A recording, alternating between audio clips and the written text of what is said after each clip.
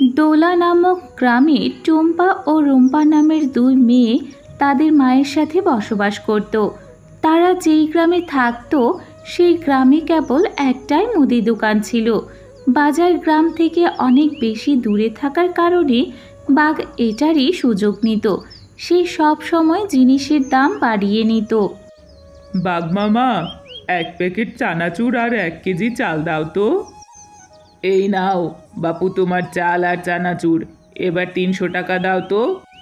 এ কি বাঘ মামা, চানাচুরের দাম তো 20 টাকা আর চালের দাম তো 100 টাকা, তাহলে তুমি 300 টাকা চাইছো যে?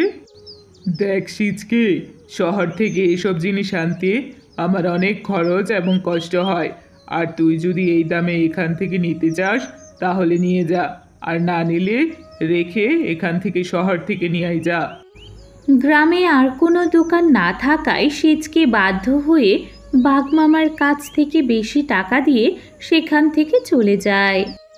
মা, মা, আমার না খুব চকলেট খেতে ইচ্ছে করছে। আমাকে কিছু টাকা দাও না, আমি চকলেট কিনে খাই। মারে, তুই তো জানিস আমরা কত গরিব। তোর বাবা মারা যাওয়ার পর কোনো রকম তোদের নিয়ে সংসারটা চালাচ্ছি। তোকে এখন আমি চকলেট কেনার টাকা কোথা থেকে দেবো রে মা? না মা, আমি কিচ্ছু জানি না। তুমি আমাকে এখন চকলেট কেনার টাকা না দিলে আমি কিন্তু এখন কাঁদতে শুরু করব। ও মা, দাও না বোনকে কিছু টাকা, বোন তো কাঁদছে। হ্যাঁ হ্যাঁ, হয়েছে। তোকে আর বোনের হয়ে কথা বলতে হবে না। এই নিয়ে যা 20 টাকা। 10 টাকার চকলেট খাবি আর 10 টাকা ফেরত আনবি। ঠিক আছে মা, আমার লক্ষ্মী মা, তুমি কত ভালো। এরপর টুম্পা চকলেট কেনার জন্য বাঘ মামার দোকানে যায়। বাঘ মামা, বাঘ মামা, আমাকে একটা চকলেট দিন তো। ছোট বাচ্চা, একে ভালোই ঠকানো যাবে। এই নাও চকলেট, এবার টাকা দাও তো। এই নিন টাকা। এই কি বাঘ মামা, আমার বাকি টাকা ফেরত দিন। কিসের বাকি টাকা? চকলেটের দাম তো 20 টাকাই। এরপর টুম্পা সেখান থেকে মন খারাপ করে চলে যায়। বাঘ মামা তো বলল চকলেটের দাম বেড়ে গেছে, তাই টাকা ফেরত দিতে পারবে না। কিন্তু মাঝে বলল 10 টাকা ফেরত নিয়ে যেতে। এখন কি করব? এরপর টুম্পা বাড়ি চলে যায়। আর টাকা ফেরত না নেয়ায় শেফা শিয়ালিনী টুম্পার উপর অনেক রেগে যায়। 5 টাকার চকলেট 20 টাকা দিয়ে নিয়ে এসেছিস? এমনিতেই অভাবের সংসার, আর বাকি টাকা কই? হ্যাঁ, আর টাকা ফেরত দেয়নি? না মা, বাঘ মামা তো বলল চকলেটের দাম 20 টাকা। কতবার বলেছি ওই দোকানে যাবি না। ও তো দোকানদার নয়, ও একটা ডাকাত। সব জিনিসের দাম দ্বিগুণ হারে টাকা নেয়। এমন অসৎ ব্যবসায়ী আমি আমার বাপের জন্মে দেখিনি। আজ থেকে আর ওই দোকানে যাবি না, আর আজ থেকে তোর চকলেট খাওয়া বন্ধ, এই বলে দিলাম। শেফা শিয়ালিনী এই কথা বলে ঘরে চলে যায়। আর শেফা শিয়ালিনীর এমন কথা শুনে মিনা অনেক মন খারাপ করে একটা বাগানে গিয়ে অনেক কান্না করতে থাকে। আমার আর চকলেট খাওয়াই হলো না। বাবা বেঁচে থাকলে আমায় কত চকলেট কিনে এনে দিত। আমার যে চকলেট খেতে খুব ভালো লাগে। ওই বাঘ মামা খুব খারাপ। আমার কাছে যদি একটা চকলেটের গাছ থাকতো তাহলে আমি গাছ থেকে ইচ্ছে মতো চকলেট খেতে পারতাম। আচ্ছা, বীজ থেকে যদি গাছ হয় তাহলে চকলেট রোপণ করলে চকলেটের গাছ হবে না কেন? যাই, আমার এই হাতের চকলেটটা রোপণ করে দেই। এরপর টুম্পা সেই চকলেটটি মাটিতে রোপণ করে দেয়। আর সেখান থেকে টুম্পা খুব খুশি হয়ে বাড়ি চলে যায়। আর তখনই সেখানে একটা পরী চলে আসে। আর পরী বলে, আরে মেয়েটার কত কষ্ট।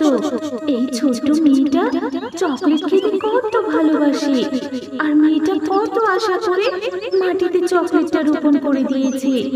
এখানে যদি চকলেটের গাছ না হয় তাহলে তো এই ছোট্ট মেয়েটা খুব কষ্ট পাবে, আর মনেও খুব আঘাত পাবে। না, মেয়েটাকে আমার সাহায্য করা উচিত। এই কথা বলে পরী চকলেটের ওপর জাদু করে, আর সেখান থেকে অদৃশ্য হয়ে চলে যায়।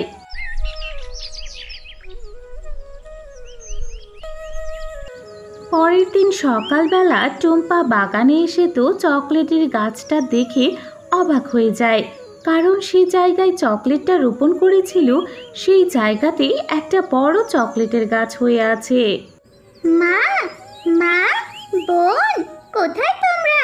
দেখে যাও, দেখে যাও, এখানে কি হয়েছে। মা, ও মা, এখানে এসো তাড়াতাড়ি। কি রে টুম্পা, তুই এভাবে ডাকছিস কেন? আর এই চকলেটের গাছটা এখানে কোথা থেকে এলো রে? মা, আমি না কাল আমার চকলেটটা এখানে পুঁতে দিয়েছিলাম, মনে হয় সেই চকলেট থেকে চকলেটের গাছটা হয়েছে। এইসব তুই কি বলছিস রে মা? তবে আল্লাহ আমাদের ওপর মুখ তুলে তাকিয়েছে। হে আল্লাহ, তোমার কাছে লাখো কোটি শুকরিয়া। মা, এবার থেকে তো আমরা দু বোন যত ইচ্ছে তত চকলেট খেতে পারবো, আমাদের আর কোনো অভাব থাকবে না, তাই না মা? বোন, শুধু আমরা দুজন নই, বল আমরা সবাই আজ থেকে এই চকলেট গ্রামের সকল বাচ্চারা খেতে পারবে। এরপর থেকে গ্রামের সকল বাচ্চারা এই গাছ থেকে চকলেট খেতে থাকে। এর জন্য তারা সকলেই অনেক খুশি ছিল। গ্রামের এই চকলেট গাছের কথা মুকুল বাঘ জানতে পেরে যায়, আর মনে মনে মুকুল বাঘ ভাবে, আমার এবার ওই চকলেট গাছ থেকে চকলেট পেড়ে আনতে হবে। ওই চকলেট বিক্রি করলে তো আরও টাকা লাভ করতে পারবো। হা হা হা হা হা।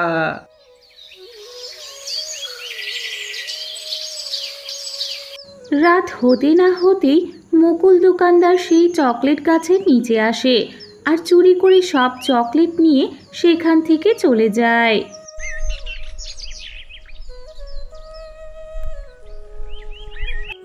বোন, দেখ, একটা চকলেটও তো কাছে দেখছি না, কি হলো রে বোন চকলেটগুলোর? জানি না রে বোন, কি হয়েছে, তবে তুই কান্না করিস না। এরপর মুকুল দোকানদার প্রতিদিন রাতে সেই গাছ থেকে চকলেট চুরি করতে থাকে, আর বাচ্চারা প্রতিদিন চকলেট খেতে এসে নিরাশ হয়ে যায়। বোন, আমি ওই মুকুলের দোকানে আমাদের গাছে চকলেট দেখেছি বিক্রি করতে, আমার মনে হয় মুকুল কাকুই আমাদের কাছে চকলেট চুরি করে নিয়েছে। মুকুল কাকুকে আমাদের এবার উচিত শিক্ষা দিতেই হবে। বোন শোন, আমার কাছে না একটা বুদ্ধি আছে। এরপর রাত হতে না হতেই আজও মুকুল দোকানদার প্রতিদিনের মতো চকলেট চুরি করতে আসে। ঠিক তখনই গাছ থেকে ভয়ঙ্কর আওয়াজ শুরু হতে থাকে। এই মুকুল, তুই খুব খারাপ লোক, এবার আমি তোর ঘাড় মটকাবো। তুই দোকানের জিনিসপত্রের দাম খুব বেশি করে নিস, এখন এসেছিস বাচ্চাদের চকলেট গাছে চকলেট চুরি করতে।